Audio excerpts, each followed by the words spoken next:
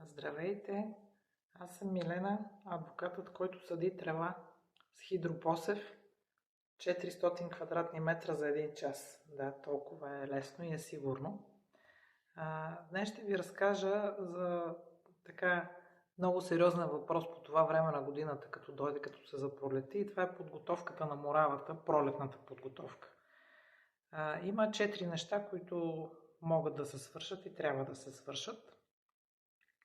Първото е да окосим тревата след зимата на височина около 5 см дръжте.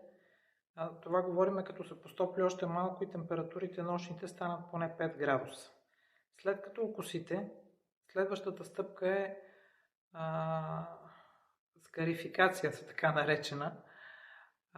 Това става с едни подобни инструменти, за ръчни говорим, които много приличат на гребла. Гардена имат такива, струват около 30 евро, а най-евтиният, който аз съм намерил, е на фирма Крес и струва около 10 евро. Това е нещо като гребло, ама с две страни. С едната страна се забива така в земята и се дърпа, и всъщност целта е да се извади изсъхналата трева с корените. Това освобождава място за здравата трева, сгъстява се, влиза въздух в почвата и така с обратната страна на скарификатора пък събирате сухата трева, която другата страна е извадила. Следващата стъпка, но не веднага след тази, няколко дни, е така нареченото аериране.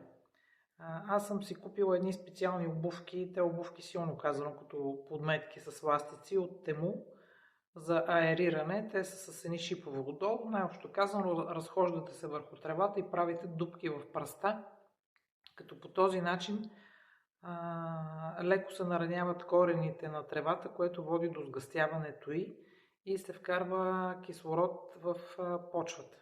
Аериране не правите, ако тревата не е засадена поне преди 1 година, а най-добре 2. Тоест, ако тревата ви е по-възрастна от 2 години, може да аерирате, ако не, не препоръчвам. Следващата стъпка, това е торенето. Бих препоръчала комплексен тор. Имам добри впечатления от Яра Мила комплекс. Разхвърляте равномерно върху тревата, спазвайки указанията на производителя за грамаж, квадратни метри и така нататък. И тук е много важно, след като хвърлите торта по тревата, или вече да сте пуснали поливната система и тя да полее още същата вечер, или да сте сигурни, че в следващите 12 часа ще завали дъжд, най-много 12 часа, защото ако торта няма какво да я разтвори и тя да поеме в земята, в случая водата я разтваря, ако няма какво да разтвори, ще си изгорите тревата. Т.е. сухата тор, стоейки върху тревата неразтворена, ще ви я изгори.